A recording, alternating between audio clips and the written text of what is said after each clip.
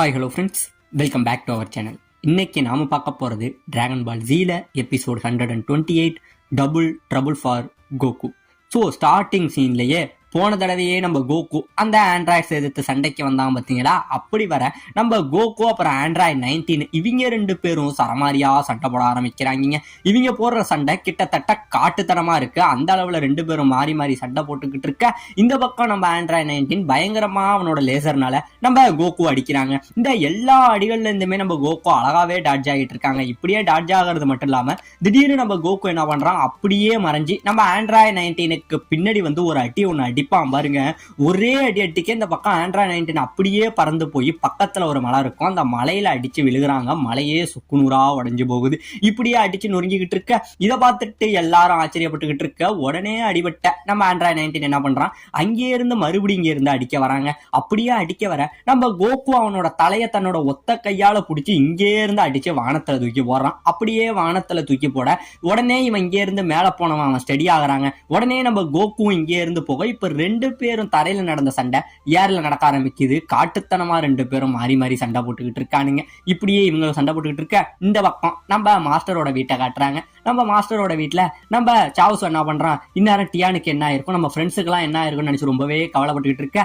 அந்த டைம்ல நம்ம மருண் இருக்கா பாத்தீங்களா, அவ கரெக்டா இந்த வீட்டுக்கு வராங்க. இவ யாருங்கிறது உங்களுக்கு தெரியும், நம்ம கிர்லின் இருக்கான் பாத்தீங்களா, அவனோட லவர் தாங்க இவ. இவ இங்க இருந்து வந்தவ. கிர்லின் எங்க இருக்கான், அவன் எங்க தான் போனான், அவனை உடனே வர சொல்லுங்க. ஏன்னா கிர்லின் மாதிரி எனக்கு ஒரு பாய் ஃப்ரெண்ட் இனிமே கிடைக்கவே மாட்டான். எனக்காக அவன் நிறைய இழந்திருக்கான், எனக்காக நிறைய பண்ணியிருக்கான். அவனோட உண்மையான அன்பை பத்தி எனக்கு இப்பதான் தெரிஞ்சதுன்னு சொல்லி நம்ம மரண் என்ன பண்றான், உடனே தூரத்துல வந்து இந்த லைட் லேம்ப் இருக்கும், அந்த லேம்பை எடுத்து என்ன பண்றான், இங்கே இருந்து கட்டி பிடிச்சுக்கிட்டு, ஏ கிர்லின், நான் உன்னை ரொம்பவே மிஸ் பண்றேன், நீ எனக்கு கிடைச்ச ஒரு மிகப்பெரிய கிஃப்ட், இப்ப நீ எங்க இருக்க அப்படின்னு சொல்லி அந்த லைட்டை கட்டி பிடிச்சலாம் அழுதுகிட்டு இருக்காங்க. எல்லா இடமும் தேடுறா, எங்கேயுமே இல்லாதனால உடனே நம்ம பசங்க என்ன சொல்றாங்க, ஏ மெரூன், கிர்லின் இங்க இல்ல, அவன் ரெட் ரிப்பன் ஆர்மி அழிக்க போயிருக்கான் அப்படிங்கிற மாதிரி சொல்ல உடனே இவ என்ன நினைச்சுக்கிறா, என்னது கிர்லின் என்ன பாக்குறதுக்காக ரெட் ரிப்பன் வாங்கிட்டு வரத்துக்கு போயிருக்கானு சொல்லி சிவப்பு கலர்ல நாடாதான் இவளுக்கு கிஃப்ட் பண்ண வாங்க போறான்னு சொல்லி இவன் நினைக்க உடனே இவங்களுக்கு எல்லாம் பயங்கரமான ஷாக் ஆகுதுங்க.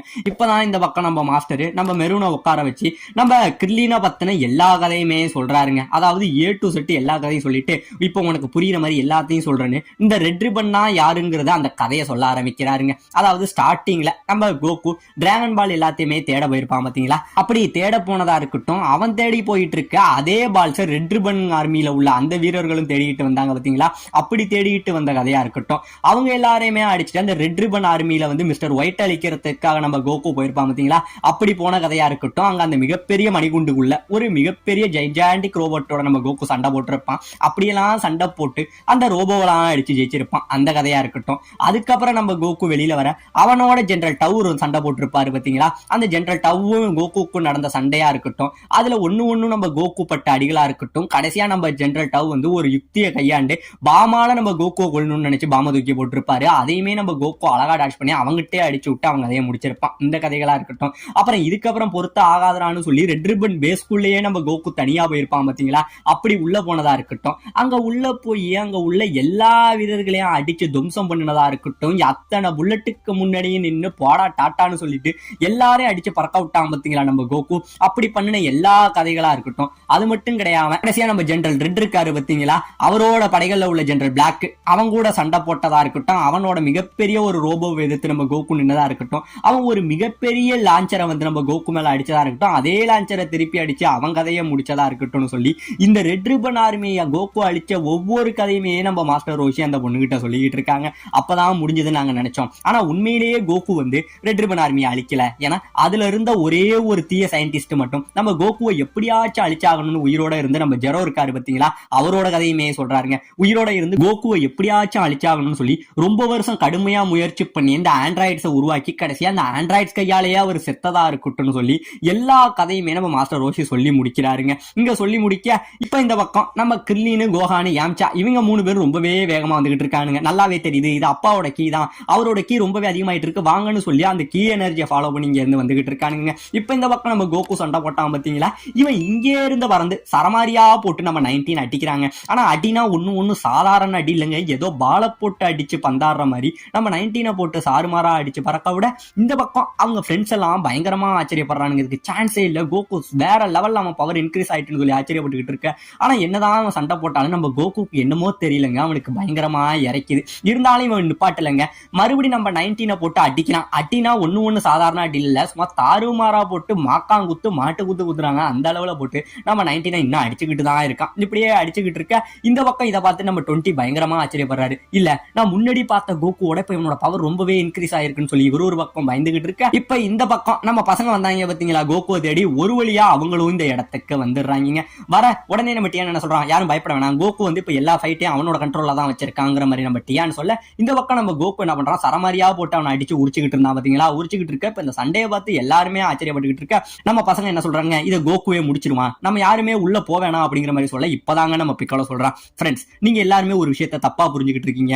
ஒரு விஷயத்த உங்களுக்கு புரியுதா? அதாவது கோகு இவ்வளவு சீக்கிரம் அவனோட சூப்பர் சையான ஃபார்ம் எடுக்கணுங்கிற எந்த அவசியமும் இல்ல.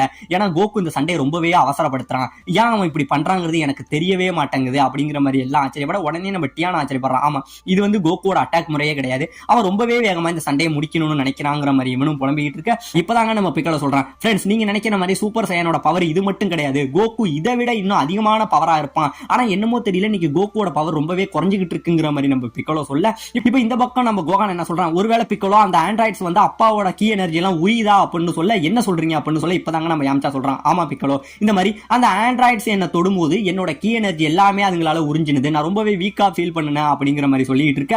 இப்ப இந்த பக்கம் நம்ம கோகு என்ன பண்றான், இங்கே இருந்து ஒரு அடி அடிச்சிருப்பாங்க, நம்ம ஆண்ட்ராய்ட் 19 அங்கே இருந்து பறந்து கீழே வந்து விழுகிறான். இவன் கீழே விழுந்ததை பார்த்துட்டு சுத்தி உள்ளவங்க எல்லாம் பயங்கரமா ஆச்சரியப்பட, ஒருவேளை கோகு இந்த சண்டையில ஜெயிச்சிட்டான் அப்படிங்கிற மாதிரி சந்தோஷப்பட்டுக்கிட்டு இருக்க.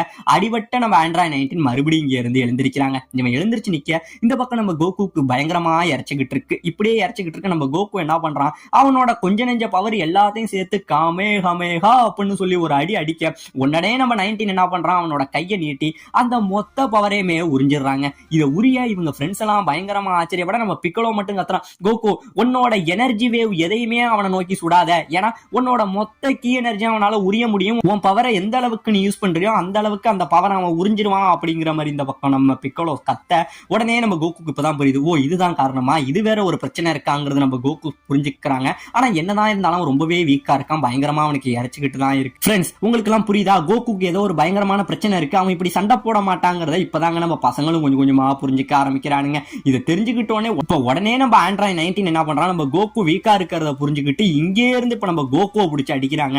இவ்வளவு நேரம் நம்ம கோகு அவனை போட்டு அடிச்சுக்கிட்டு இருந்தான், இப்ப நம்ம 19 நம்ம கோகுவை போட்டு சாருமாற அடிச்ச அடியில நம்ம கோகு வாயில ரத்தத்தை கொப்பளிக்கிறாங்க. இப்படியே அடிச்சு நம்ம கோகுவை கீழே பறக்க விட, கீழே வந்தவன் எப்படியோ நின்னுறான். நின்னுட்டு இவன் இங்க இருந்து மறுபடியும் கமேகமேகா அப்படின்னு அடிக்க போக, உடனே அவனுக்கு திடீர்னு நெஞ்சு வலி வந்துருதுங்க. அவனோட நெஞ்ச புடிச்சுக்கிட்டு அப்படியே நிக்க, இதை பார்த்தோன்னே நம்ம கோகான் அப்பா அப்படின்னு சொல்லி கத்துறாங்க. இப்பதாங்க நம்ம கோகானுக்கும் தெரியுது, அதாவது நம்ம ட்ரங்க்ஸ் ஆல்ரெடி சொல்லியிருப்பான் நம்ம கோகுக்கு 3 வருஷம் கழிச்சு ஒரு மிகப்பெரிய வைரஸ் தாக்கல் வரப்போகுதுன்னு, அது இப்ப நம்ம கோகுக்கு வந்துட்டுங்கிறத நம்ம கோகான் சொல்ல, உடனே நம்ம பிக்கலும் சொல்றான், அப்ப அந்த பையன் சொன்னது எல்லாமே உண்மைதான், கோகு அந்த வைரஸ்னாலதான் பாதிக்கப்பட்டிருக்கான், கோகுக்கு அந்த மிகப்பெரிய வியாதிப்பம் வந்துருச்சு அப்படின்னு சொல்லி எல்லாரும் அப்படியே பயந்துகிட்டு ஆச்சரியத்துல நிக்க, இந்த பக்கம் நம்ம கோகு சுத்தமா சண்டை போட முடியாம இறச்சமணியுமே நிக்க, இந்த பக்கம் நம்ம ஆண்ட்ராய்ட் 20 என்ன பண்றான், பரவாயில்ல இப்ப இவனோட அனுப்புன அந்த கமேகமேகாவில இருந்து ஒரு அளவு பவரை வந்து நம்ம ஆண்ட்ராய்ட் 19 சேர்த்திருப்பான், இது போதும், இதை வச்சு அவன் எப்படியாச்சும் கோகுவை பழி வாங்கிடுவாங்கிற நம்ம 20 சொல்லிக்கிட்டு நம்ம ஆண்ட்ராய்ட் 20 இவங்க 2 பேரும் நம்ம கோகு அடிக்கிறதுக்காக நின்னுகிட்டு இருக்க. நம்ம கோகு எப்படியாச்சும் இந்த சண்டையில நான் ஜெயிச்சே அவனும், என் உயிரை பத்தி எனக்கு கவலையே இல்லைன்னு சொல்லி அவனுமே இருக்கிற கொஞ்ச நெஞ்ச பவர்ல இவங்களே எடுத்துக்கிட்டு நிக்க,